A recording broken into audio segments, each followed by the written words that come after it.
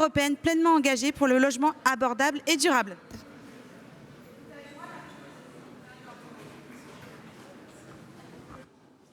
J'ai entendu des applaudissements très très timides. Je vous demande d'applaudir notre oratrice. Ah, c'est beaucoup mieux. Voilà, donc pour cette conclusion qui va aussi nous aider à aller voir plus loin. Merci déjà d'être avec nous aujourd'hui. C'est la deuxième fois que vous intervenez sur les assises. Cette année, c'est un moment important parce que justement, en fait, on n'a jamais autant parlé de logement. Alors déjà en France, c'est déjà bien, mais alors au niveau européen, ces derniers mois, c'est incroyable. Pourquoi aujourd'hui et pourquoi pas avant, surtout ? Bon, déjà, merci beaucoup de votre invitation et merci de votre présence. Je me réjouis d'avoir cette opportunité donc, de m'adresser aujourd'hui aux assises du logement à tous les secteurs, à tous les acteurs du secteur pour faire connaître effectivement l'action de l'Europe dans le domaine du logement abordable. Ce qui n'est pas forcément intuitif puisque ce n'est pas à la base une compétence de l'Union européenne dans les traités. Oui, c'est ça en fait aussi. C'est une compétence nationale. Mais on est face à un constat d'une crise du logement qui s'aggrave et qui touche aujourd'hui tous les pays de l'Union européenne.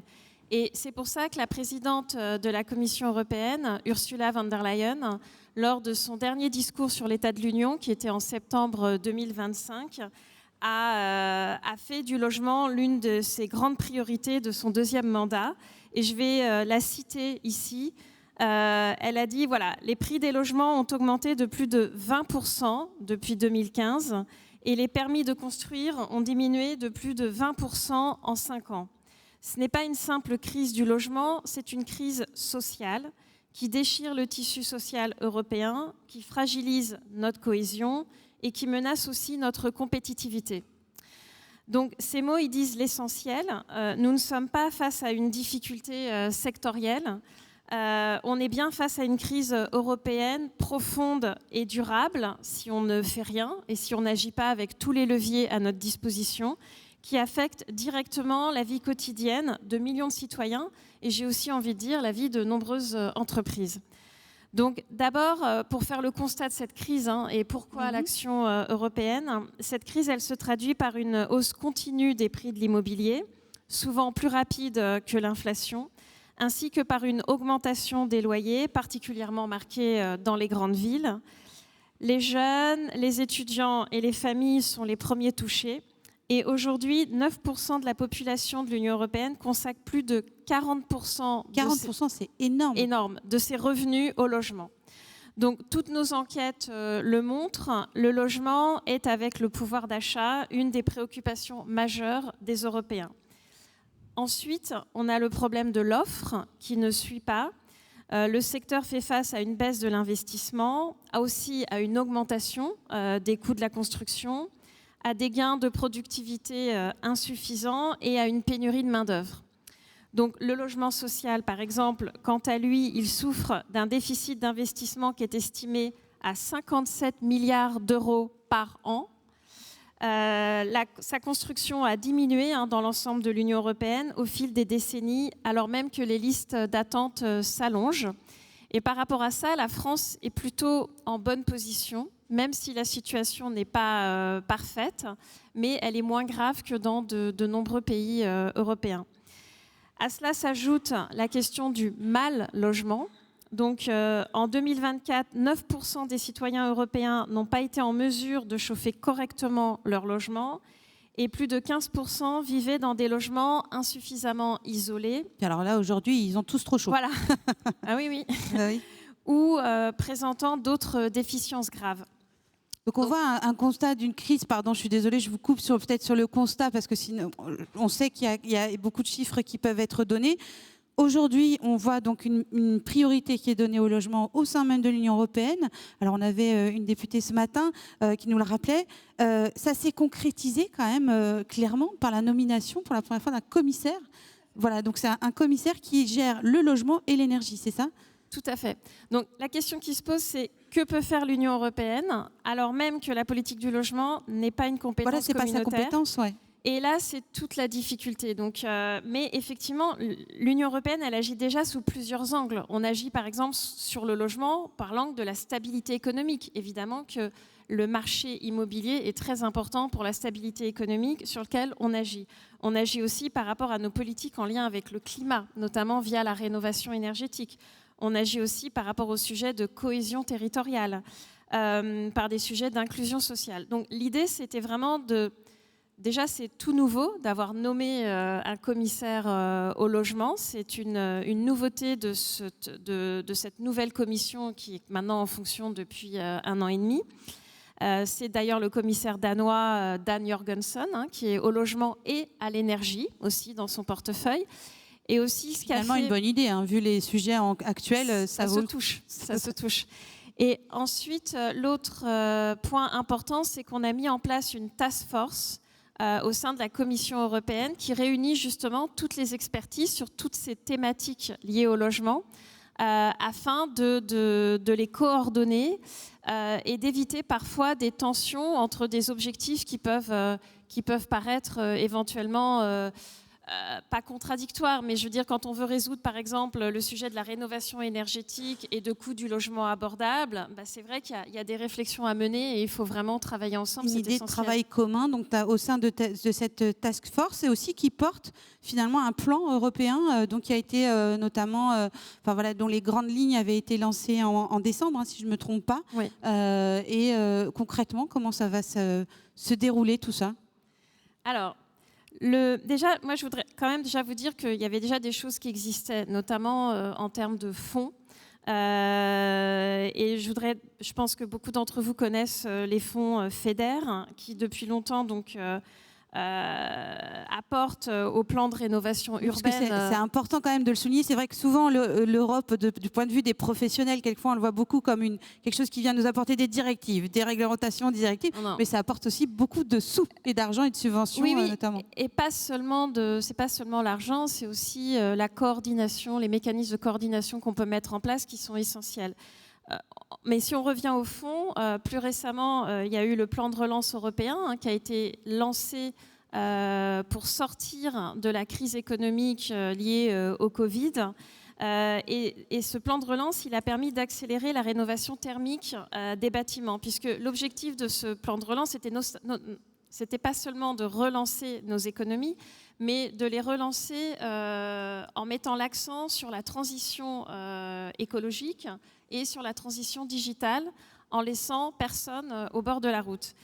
Pour ce qui concerne le logement, on estime que le plan de relance européen, il aura permis d'améliorer la performance énergétique de plus de 400 millions de mètres carrés de logements dans toute l'Europe entre 2020 et 2026. Et en France, très concrètement, c'est le financement d'1 million de primes rénov' et la rénovation énergétique de plus de 40 000 logements sociaux. Donc il y a eu des actions très concrètes menées par l'Europe, notamment pour agir sous cet angle-là.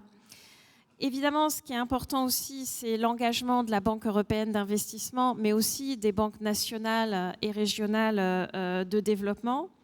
Donc voilà, mais j'en viens maintenant à l'actualité concrètement aujourd'hui plus récente. Oui.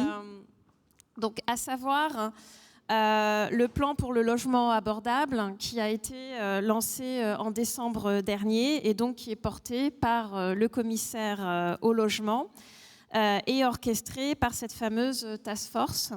Donc l'objectif... 10 domaines d'action, je crois, c'est ça ? Voilà, 10 domaines d'action et 4 axes. Donc l'objectif de l'Union européenne, c'est de proposer une ambition et des ressources communes et non de remplacer les États membres. Ça, c'est très important. On rappelle, parce que c'est toujours le point de crispation. Exactement. Mais on peut quand même déjà faire beaucoup en coordonnant et en soutenant l'action des États membres, des régions, des autorités locales et de tous les acteurs de terrain.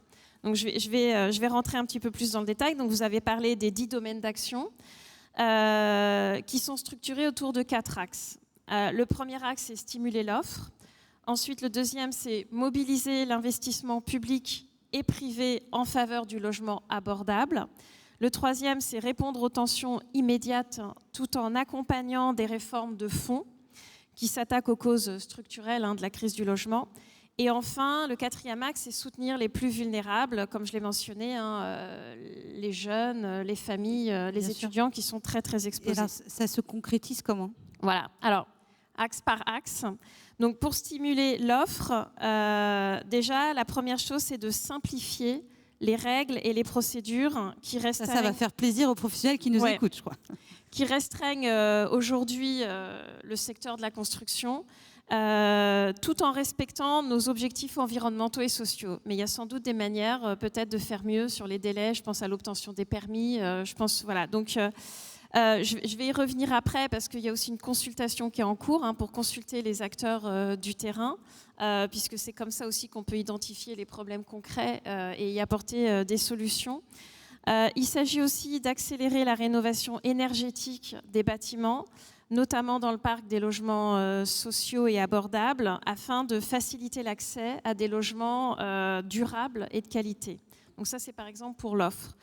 Ensuite, pour mobiliser l'investissement public et privé, on propose d'augmenter déjà les fonds européens.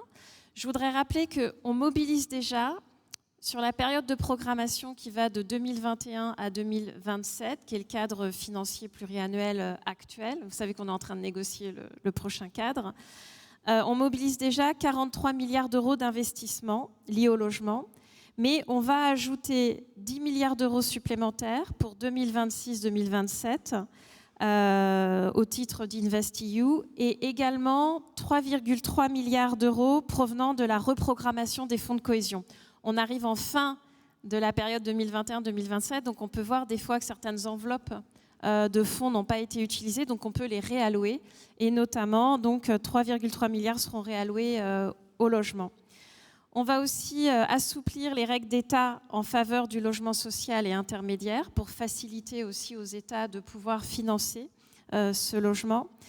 Et on va mobiliser l'investissement privé avec l'appui de la Banque européenne d'investissement, des banques nationales et régionales de développement et d'autres institutions financières internationales. Donc ça, c'était le deuxième axe. Sur le troisième axe, qui est de soutenir les États membres pour s'attaquer aux causes structurelles, on propose de clarifier le cadre réglementaire. Parce que souvent, un manque de clarté, en fait, va restreindre l'offre et l'investissement, notamment le cadre dans lequel les municipalités peuvent protéger l'accès au logement dans les zones en tension. Et je pense notamment aux locations de courte durée. Location de courte durée, bien sûr, à la tension immobilière autour de ça. Exactement. Ensuite, mieux comprendre les dynamiques de la spéculation immobilière. Donc là, on va mener toute une étude pour mieux comprendre les leviers, parce que pour agir sur un phénomène, la première étape, c'est de le comprendre.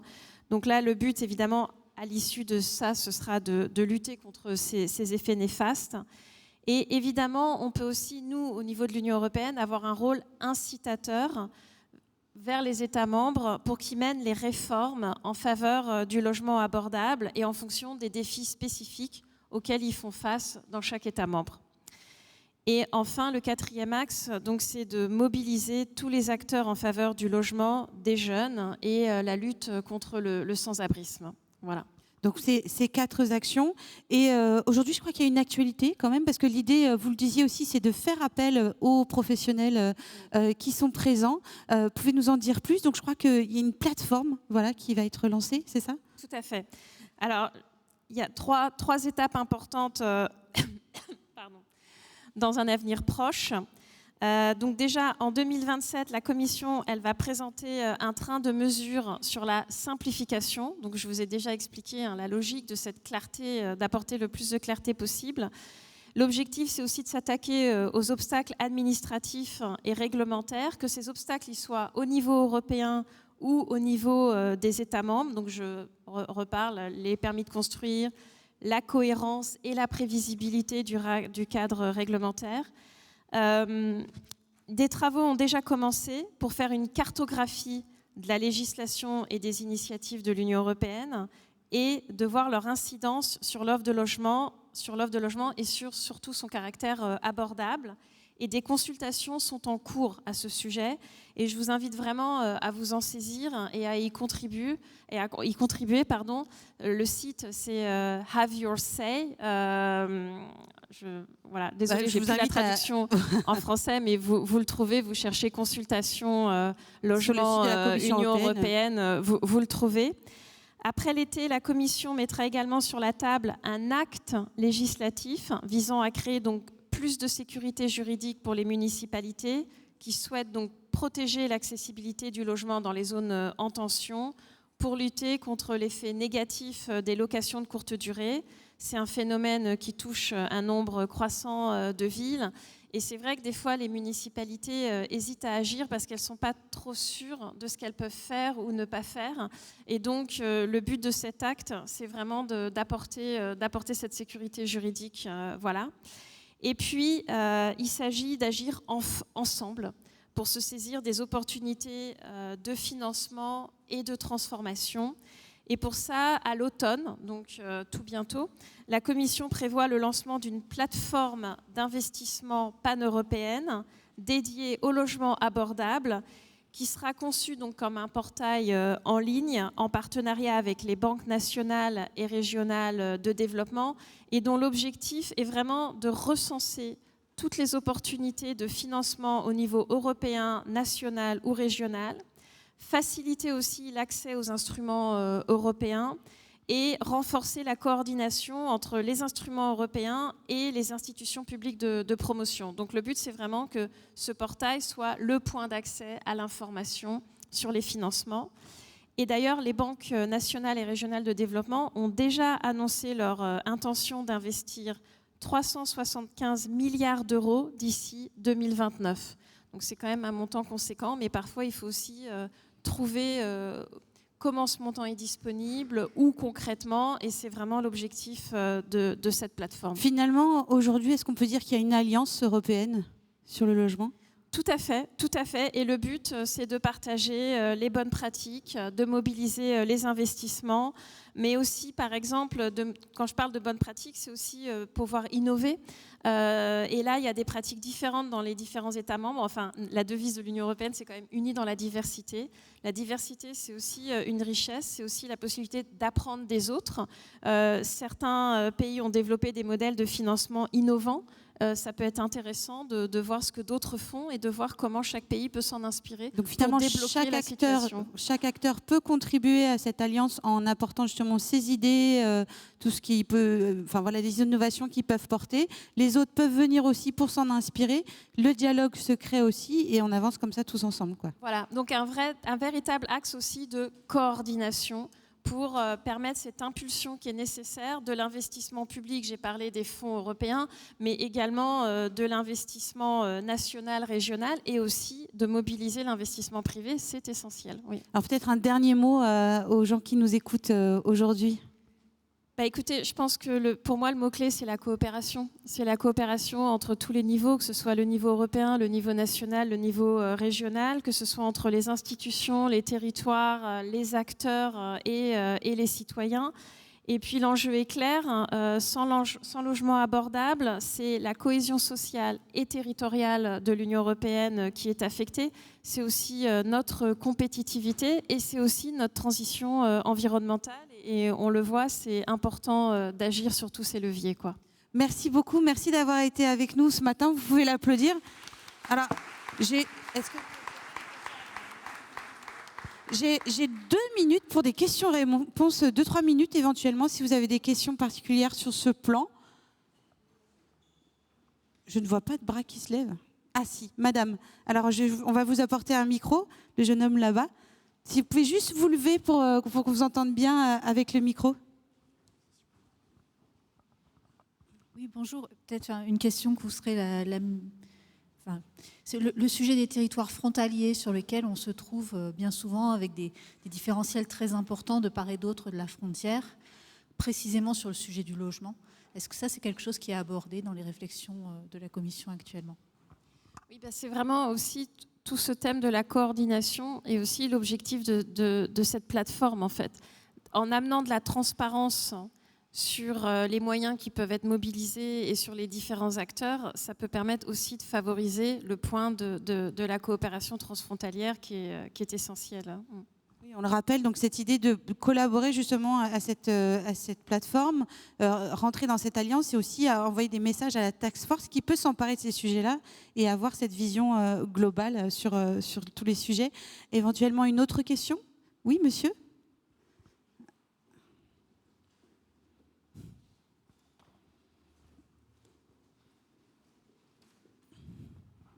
Oui, bonjour, on a parlé dans la précédente table ronde de l'importance du foncier, du gisement foncier. Et en France, mais je crois aussi dans les autres pays européens, il y a un grand gisement foncier qui est situé dans les périphéries commerciales, les entrées de ville et tous ces secteurs sur lesquels effectivement il y a des friches, il y a du foncier inutilisé, déjà artificialisé. Et est-ce que ça ne serait pas, et on a du mal, je crois, en France, à mobiliser le foncier, malgré quelques expériences depuis quelques années, est-ce que ça ne pourrait pas être un sujet sur lequel la Commission européenne s'implique particulièrement ? Alors, elle s'implique déjà par le biais de financement et d'aide à la rénovation énergétique éventuellement, mais finalement, c'est comme le sujet précédent, c'est des sujets qui vont être mis en place avec la task force. Je pense que c'est vraiment des sujets qu'il faut regarder. En fait, le but de cette task force, c'est de pouvoir regarder tous les sujets. Donc, j'ai pas de réponse à commenter sur le point que vous mentionnez, à part d'être d'accord avec vous qu'il est important et qu'effectivement, on s'assurera que ce point est bien remonté aussi à nos collègues de la task force. Écoutez, merci beaucoup. Je pense qu'on a fait un petit peu le tour pour cette. Merci d'avoir conclu cette matinée de conférence. Vous pouvez l'applaudir. Et donc, on le voit à tous les niveaux, l'engagement est important. Et je vous propose qu'on parte en pause. Voilà, une vraie pause ce coup-ci. Et on se retrouve à 14h pour la suite de nos conférences avec encore plein de sujets intéressants. À tout à l'heure. Merci.